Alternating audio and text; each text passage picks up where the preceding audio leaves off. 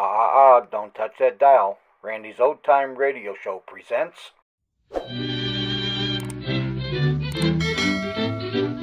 And here's the cinnamon bell.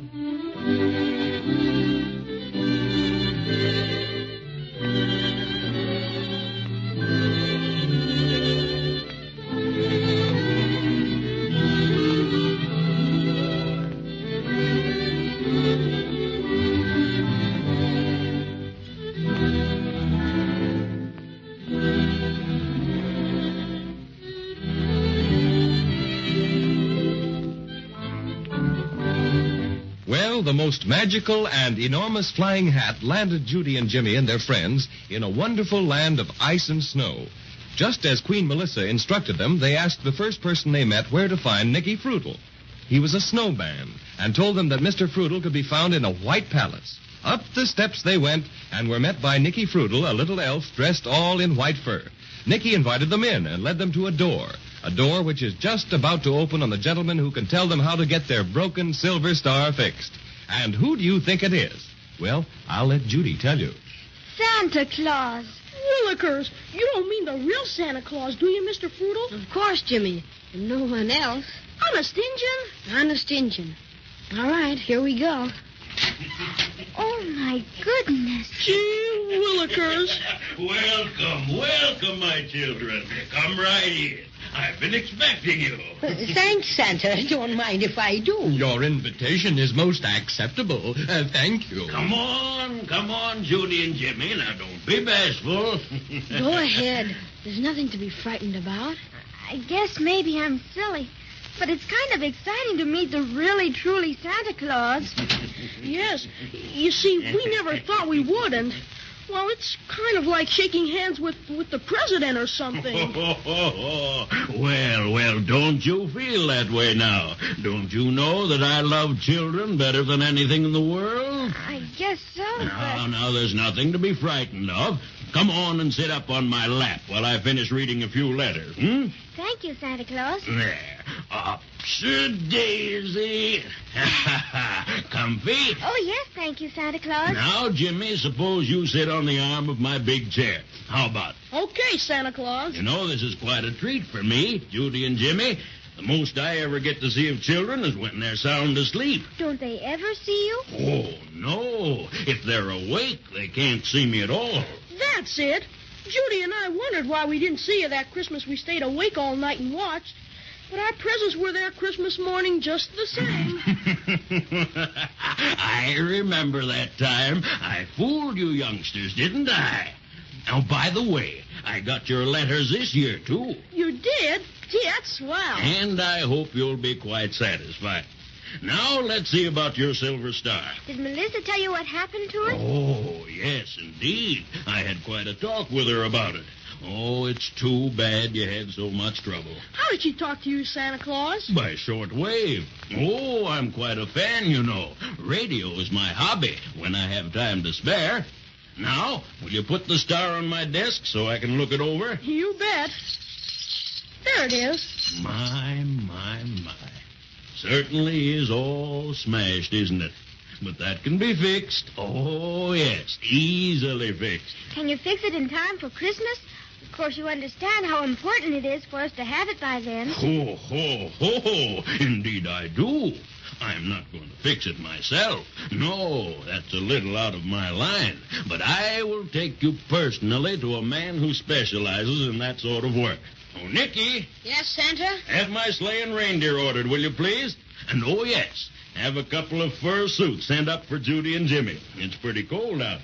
How about Crazy Quilt and me? What? Oh, you were so quiet, Patio Cinnamon, that I almost forgot about you. Well, you're pretty well fixed by nature for the cold country.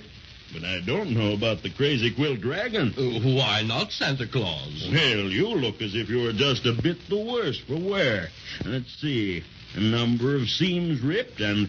oh, quite a tear over there. Oh, yes. I did that when I tobogganed down to your palace. Oh, gracious. Well, I think a bit of tailoring wouldn't be amiss. Oh, Nicky, Call the tailoring establishment and arrange for a complete overhaul for the Crazy Quilt Dragon. Oh, thank you, Santa Claus. I'm not too vain, I hope, but I don't feel my sartorial best when I've got so many rips and tears. Is that all, Santa Claus? Yes, I think so. All right.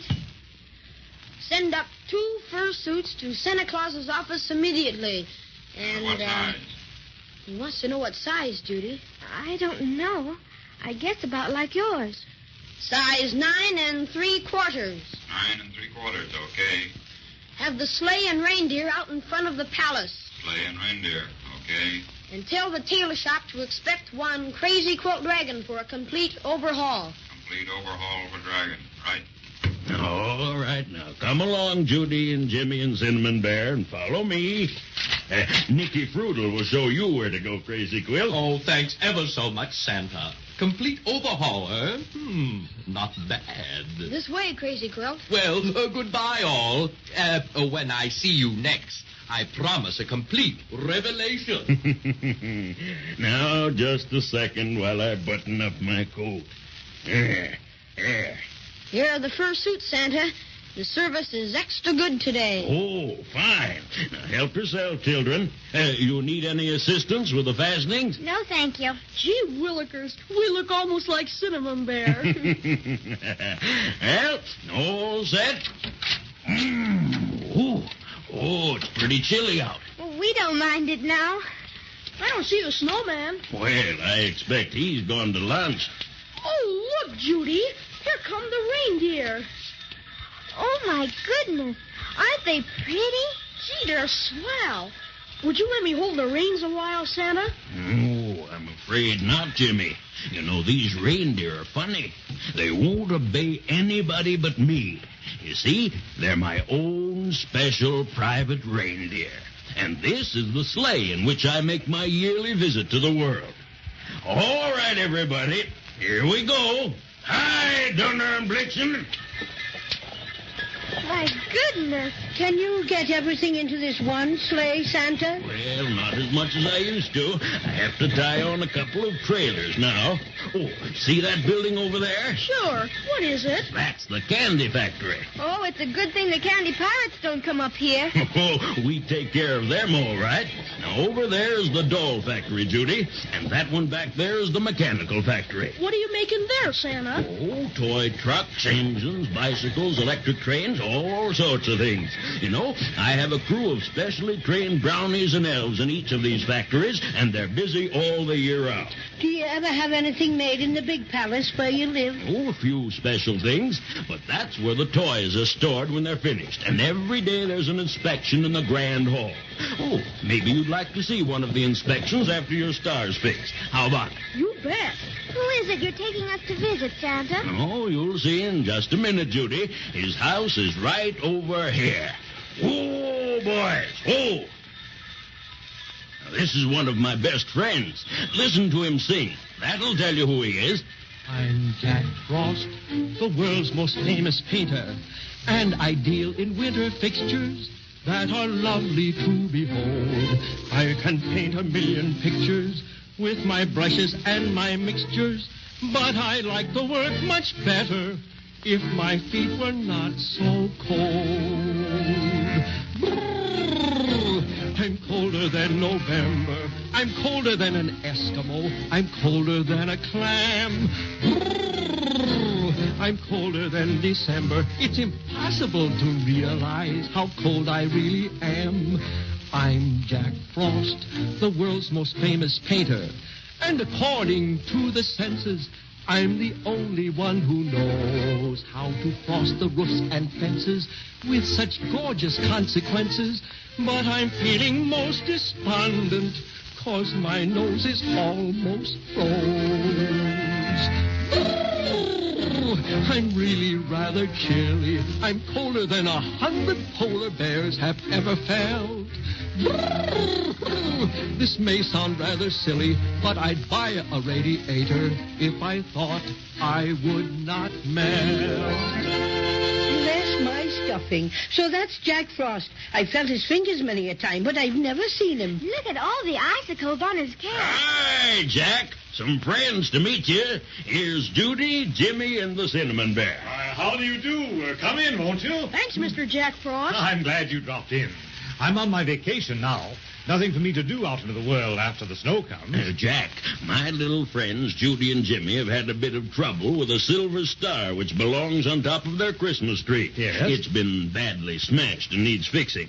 Show it to him, Jimmy. Here it is, Mr. Frost. Oh, that'll be easy. I'm extra good at stars. I've often admired your work on the windows, Jack Frost. Thanks. Yes, I do fairly good work, but I'll never be really satisfied until I learn how to frost a chocolate cake. Oh, Mother can frost cakes like everything. Maybe she'd teach you. Good. Next time I'm down your way, I'll try to find time for a lesson. Now, if you'll just step this way into my laboratory. My. Just look at all the brushes and things. Willikers, it's wonderful. This is where Jack does all his research work. Plans all the designs for his window displays. It's beautiful. Now, let's see about the star. This won't take a second. Just a bit of magic snow cement here, and here, and here, and there. Oh, why, look, Jimmy. Well, bless my stuffing. Our silver star is all beautiful again, just like it was before. Can I touch it, Mr. Frost? Oh, not for a minute. I'll put it here on the windowsill for a bit. It has to be exposed to the cold north wind to get good and solid. Now, while we're waiting, I'd like to show you a few of the designs I'm working on for next year's frostings. There's a big star in one of your designs. You like stars, Jack Frost? Better than anything. How many points do you put on your stars? He puts 5, Judy. You can count them for yourself. I wonder how many there are on our star. I'll look and see. Jimmy, Santa. Why, what's happened, Judy? The star. It's not on the windowsill. It's gone.